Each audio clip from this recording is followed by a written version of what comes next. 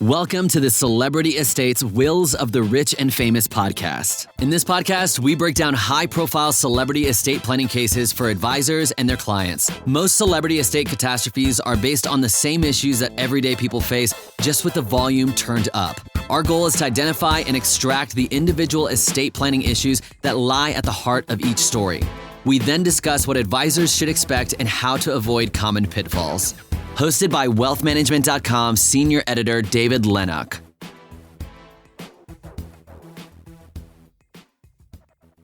Hello, everyone, and welcome to the latest episode of wealthmanagement.com's Celebrity Estates, Wills of the Rich and Famous. For anyone new to the podcast, in each installment, myself and a guest take on a different celebrity estate and attempt to extract some key lessons that planners can apply to their more traditional clients. The idea being that celebrity estate planning stories, although often ridiculous in their details, generally have at their cores very basic issues that can just as easily apply to non-famous or fabulously wealthy clients. We're joined again this week by John Pantekidis. John is a partner at Twin Focus Capital and serves as a chief investment officer and general counsel. He also leads the firm's research efforts to develop new and creative asset allocation policies, oversee due diligence for manager search and selection, and writes up thought leadership commentary on global macroeconomic topics. He's especially active on behalf of offshore clients, developing strategies to overcome cross-border impediments, tax, legal, and regulatory challenges, as well as cultural sensitivities to maximize intergenerational wealth transfer and succession planning. Happy to have you back on the show again, John. Thank you for having me. The subject of today's episode is one Earl Simmons, better known as rap superstar DMX, which for the less hip-hop fluent among us stands for Darkman X. The Mount Vernon-born and Yonkers-bred X was the first artist to debut an album at number 1 5 times in a row on the Billboard 200 charts. Overall, he sold over 74 million records worldwide. He also had a fairly lucrative side career as an actor, appearing in such films as Belly, Romeo Must Die, and Cradle to the Grave, to name a few. Now, that's not exactly the Godfather trilogy, but those movie names hold a special place in the hearts of many who were teenagers in the late 90s and early aughts. Sadly, DMX passed in April of 2021 after being hospitalized for a cocaine-induced heart attack. He was 50 years old. A flamboyant and famously pugnacious personality in life, it's sadly unsurprising that fighting, this time amongst his own family, resulted from his death. DMX died intestate and without any sort of documentation in place. Not a terribly shocking result for someone who died unexpectedly at a young age, nor for someone who is notorious for barking like a dog on his records and in everyday conversation. But hey, you can't always judge a book by its cover. What is shocking is the sheer potential size and breadth of his family, and how quickly things have escalated to being fairly ridiculous. You see, DMX, at latest count, left behind 15 children with 9 women, the products of his marriage to now ex-wife Desiree Simmons, his longtime fiancée Desiree Lindstrom, and a truly impressive array of extramarital affairs while living their rock star life to the fullest. And the kids still seem to be coming out of the woodwork. The latest one emerged mere months ago in October of 2021. Beyond his shocking collection of children, at least for someone who doesn't have their own show on TLC, the story got even stranger when the aforementioned Lindstrom, who had been engaged to DMX since 2019, petitioned the New York court to be declared his common law wife, which would then give her precedence over his kids in terms of inheriting his estate under state intestacy laws. Unfortunately for Ms. Lindstrom, nobody told her that New York abolished common law marriage in the 1930s. So her request was totally dead on arrival, but A+ for creativity, I guess? While most practitioners likely won't have to deal with issues of common law marriage particularly frequently, if at all, what every single one will have to reckon with is managing their client's blended family. And make no mistake, DMX's family is one of the more complexly blended celebrity families we've ever seen. So John, let's start from the beginning here. What exactly do we mean when we refer to a blended family? Well, usually what it means is when you have multiple spouses with kids from different spouses as well. And that's where planning ahead of time is all the more important, especially if you die with being married at the same time, because that spouse has special types of rights. So whenever you have a blended family, you have a big balance sheet, you always want to make sure that you leave, you strategize and you leave a long-term plan in place that's specific to how your assets are to be divided upon. Because like in this situation here where he has 15 kids, some of which he probably didn't even know, they come out of the woodwork, and if you don't have a plan, they all have equal rights. And it makes it all the more difficult. So that's what we generally mean. It's a long-winded answer. When you have kids with different wives, it becomes all the more important to have a plan in place. Mm-hmm. And when we say family, it's sort of a changing definition nowadays. I know the traditional sort of 1950s idea of the nuclear family, like man, wife, 1.5 children. Sure. That really hasn't ever been the case, but is even less so the case now. So this idea of family is really just your close relations, right? It can be your wives and your children, your mistresses, if someone is homosexual or not, and they maybe are not married. Sure. There's a million, even adoption, things like that. There are millions of different ways that people can create these families that extend them out in importance and in breadth far beyond just, these are my kids. The thing about a family like this is as it grows and it becomes more and more complex, it feeds into itself. It sort of can grow exponentially, right? Where as you have more kids and more relations, then they have their kids and their relations. And these things can spiderweb out and create a truly sort of complex web of relations that sort of have a lot of people involved with each other through like very kind of tenuous connections sometimes. So when you see someone come in and they have, let's just start with the most basic, right? Kids with multiple partners. What does that say to you? What alarm bells go off in your head, and what do you think planning-wise for that person? It's a function of sitting down with the person, creating a very concise, comprehensive balance sheet, and asking that person, okay, upon your death, how do you want these assets to flow? Do some kids have precedence over other kids? Do you want them all equal? How about if you died with a spouse, how do you want that treated? So it's a complicated situation, and especially if you have, let's say, kids with a second wife. Upon your death, do you want some assets to go to your kids first from your first marriage? Because if that's the case, there's a tax due unless there's planning ahead of time. So there's both legal and tax issues that have to be addressed when you have situations like that, kids from multiple spouses. Yeah, the idea of divorce plays a sort of a big role here. When we talk about divorce, a lot of times we think about it in terms of sort of a purely financial transaction, where sort of someone is getting X amount, they're splitting up assets and they're getting maybe child support or something like that. But that also creates there's a relationship aspect to it, of course, as well. And just because someone is your ex doesn't mean that you no longer care about them or that they're not part of your life or that you don't necessarily want them to get anything. I mean, maybe you do, maybe you don't. But how does sort of divorce work into this and complicate things? And what can sort of are ways we can sort of try to, I guess, insulate our married clients from sort of future problems? Divorce can complicate things. The first thing I look for when there is a client who's been divorced is you look at the divorce agreement and you make sure everything you do is consistent with that divorce agreement, because usually, especially with clients with very wealthy clients, just because there's a divorce doesn't mean that your ex-spouse can't come back and try to get you for something else, especially if circumstances change. So what we like to do is any planning we do, we want to make sure that it's consistent with the divorce agreement and that to the extent possible, we insulate it from any challenges that the ex-spouse may have. Another thing to keep in mind with divorce is that if it's a minor child involved and you're trying to leave your money to them, depending on your relationship with the custodial parent, then you may just be giving the money to that custodial parent effectively because they'll be the ones in charge of the minor. And if it's an acrimonious divorce and maybe you want your kid to have this money, but you don't trust your ex-spouse to do the right thing with it, that's where something like maybe a trust could come into play, where you can sort of set the guidelines for how these things are passing on beyond just saying, I want to leave it to my kid, because the reality of leaving it to your kid is a little more complicated than just, I'm going to give this 7-year-old this money and he's going to have it. Correct. Usually what we see in divorce agreements is, especially again with wealthy families, is in the divorce agreement, it'll say that the spouse has to set up a trust for the children. It has to have a certain amount of life insurance. It has to have a certain amount of assets, etc. And the trust has to have a trustee being either the ex-spouse or someone that's pre-agreed. So there's parameters even for that situation, in a divorce agreement where the kids are taken care of and specific provisions there. That said, you can go beyond and above the divorce agreement and you can create trusts in addition to what's spelled out in the divorce agreement for those children. And there you have more flexibility in terms of You can have an independent trustee that manages those assets. And that's what usually is the case with our families. We'll do what the divorce agreement says, and if the client wants to do something above and beyond, we will get more creative in situations there. So, to use an outdated term, looking at DMX's family, he has a number of children born in and out of wedlock.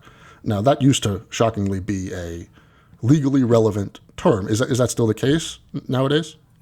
It's a function of state law, but again, when you die intestate, and you can prove that you are a child of the decedent, usually, you can, in situations, you can be actually in the same level as a child from a marriage, where that's no longer the case. So the answer is that, again, it's all state specific, but they're probably, in his situation, they're probably all going to be seen as equal, getting equal claim to the estate. Mm-hmm. And in the case of a man, there's also the issue of you can have children after you're dead. How does that sort of play into this whole thing? It's another state law issue largely, but in broad strokes. You mean in terms of after-born children?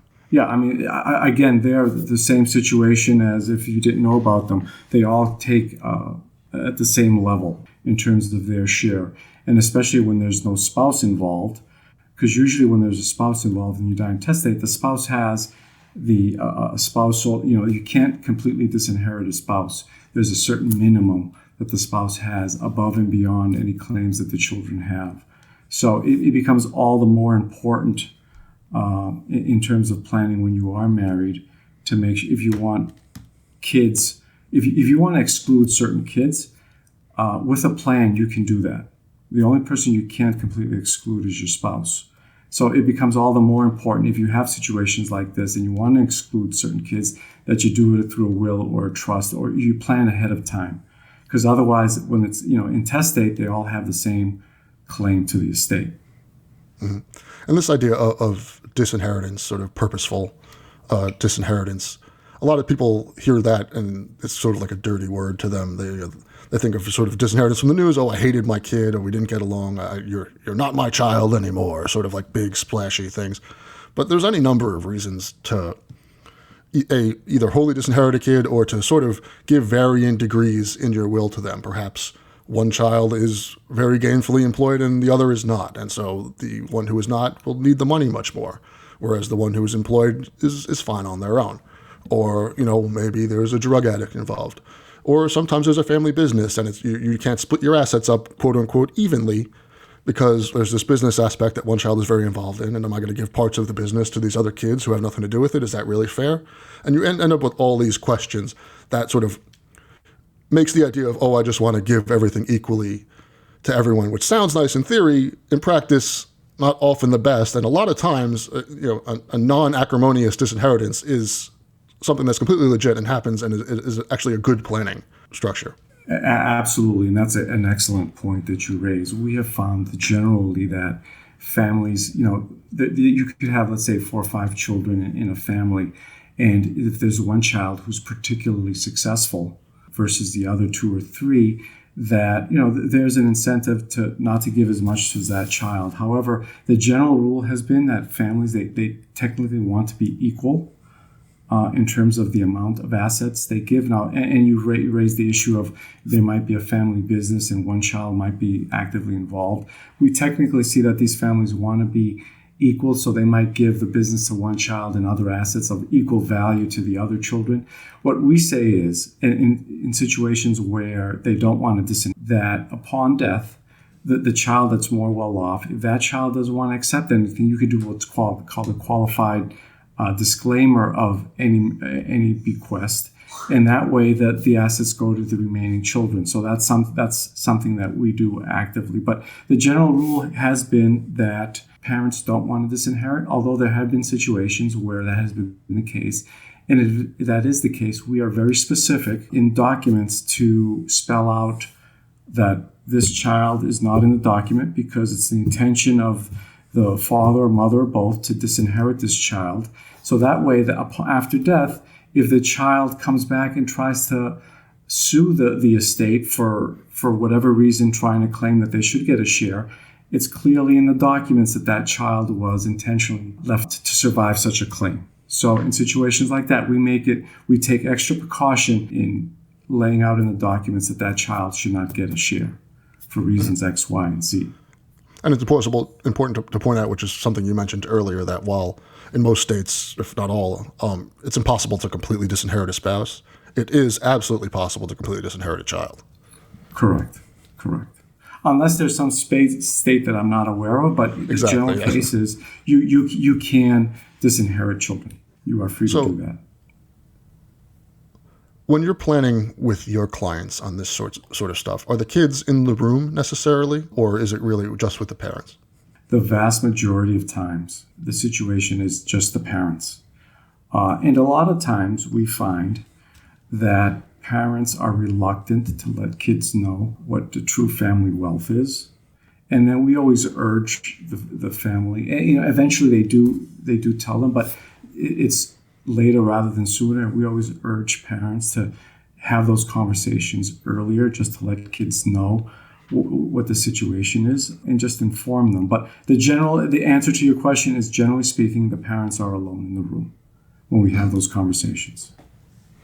Yeah, because a lot of stuff in estate planning is all about communication, right? And you never can tell exactly where a fight's going to come from, right? There's just so many vectors for people to get bent out of shape about, especially when you're dealing with money and family and just things that people want to fight about.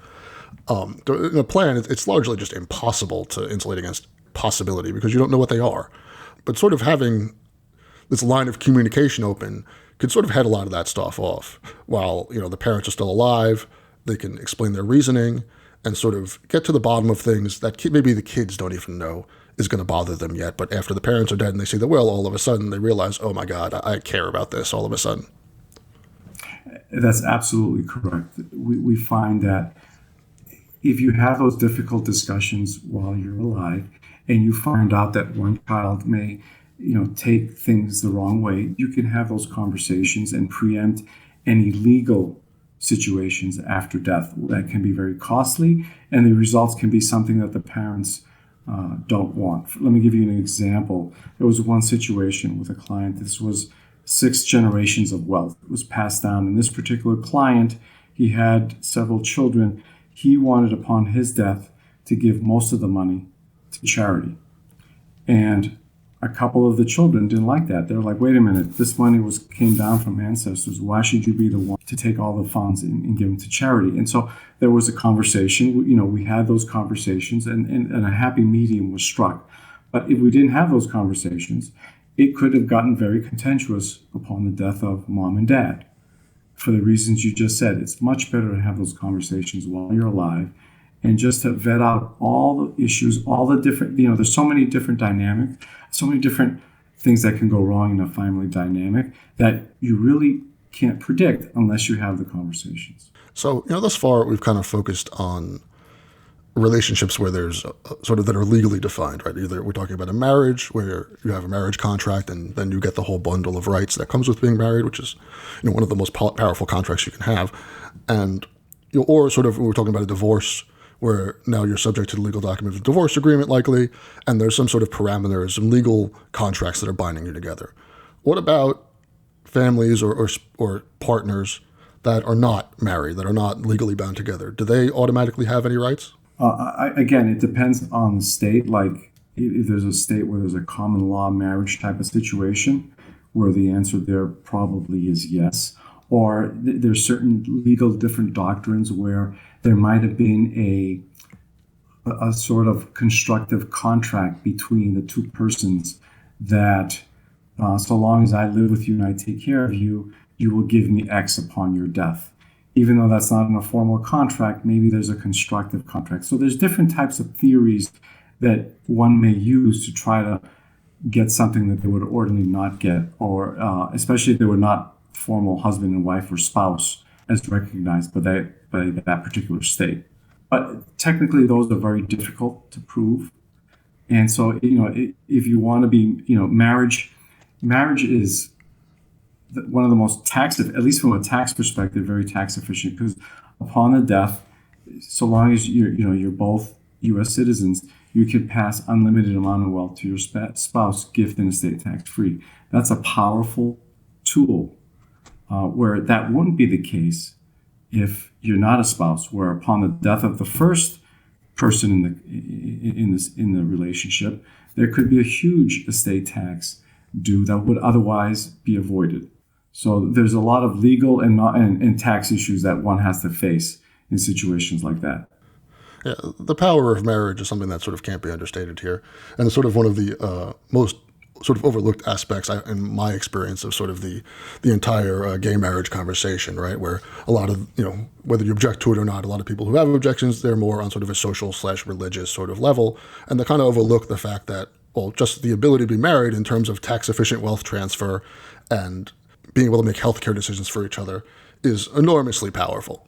Very, very powerful. When the law recognizes you as married, then both at the state level and the federal level, the law says you have special rights, special tax provisions that you can take advantage that can make things much more efficient. And that's a powerful thing in and of itself that we see. For example, like you can disinherit anyone except your spouse. So that in and of itself is powerful, and the law recognizes that. Yeah, and the reason I'm belaboring this point is because, as you said earlier, when you're talking about how you have to, plan in your document, you have to well define what, everyone's going to get, what everyone's relationship is going to be.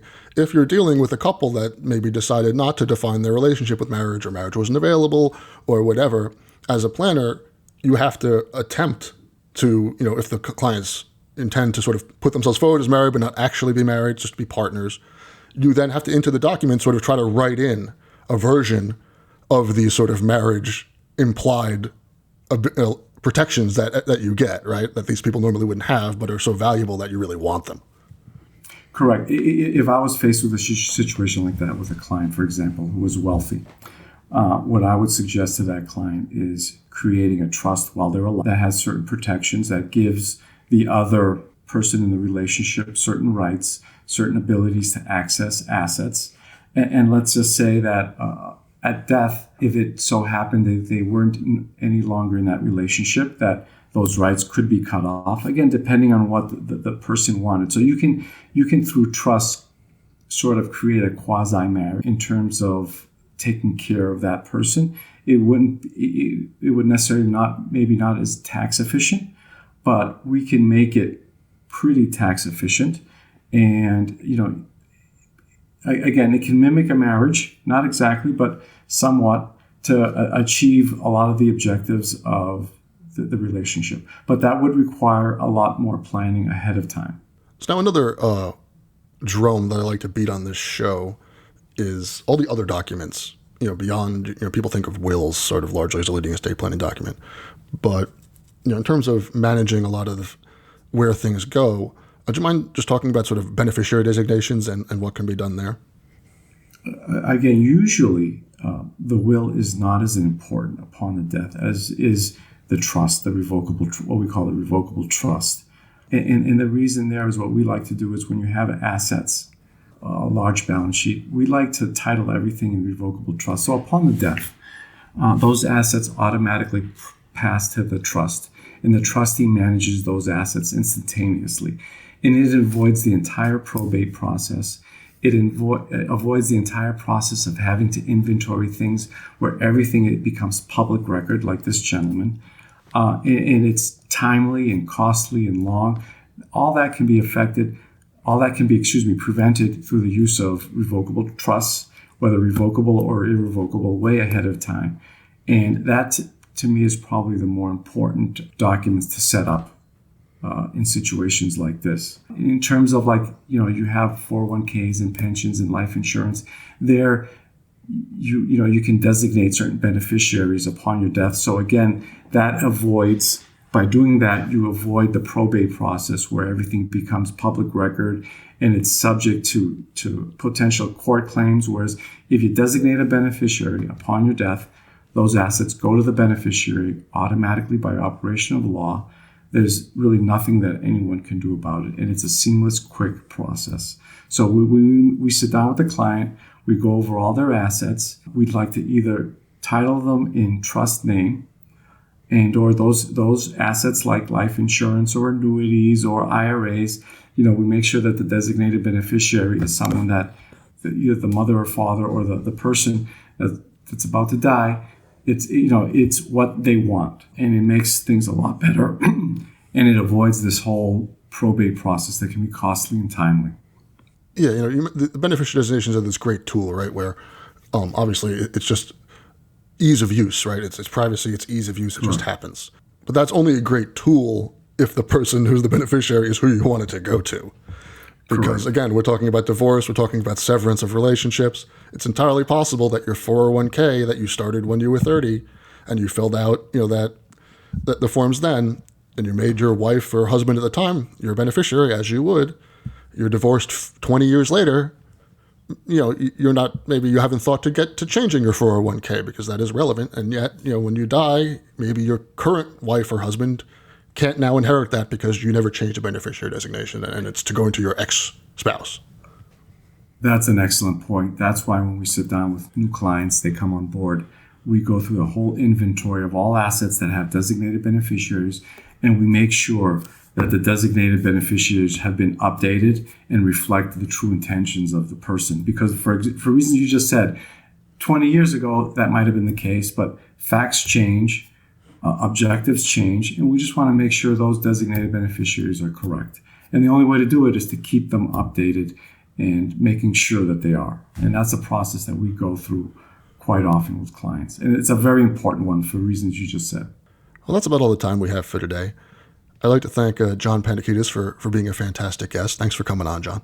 Thank you for having me again. Appreciate it. Happy holidays and happy and healthy new year to you and all your staff there, David. Absolutely. Right back at you. And for all our listeners, I'll see you, or I guess you'll hear me, on the next episode of Celebrity Estates, Wills of the Rich and Famous.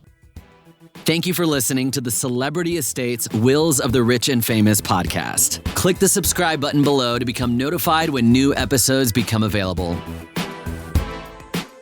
The information covered and posted represents the views and opinions of the guest and does not necessarily represent the views or opinions of InformaWealthManagement.com. The content has been made available for informational and educational purposes only. The content is not intended to be a substitute for professional investing advice. Always seek the advice of your financial advisor or other qualified financial service provider with any questions you may have regarding your investment planning.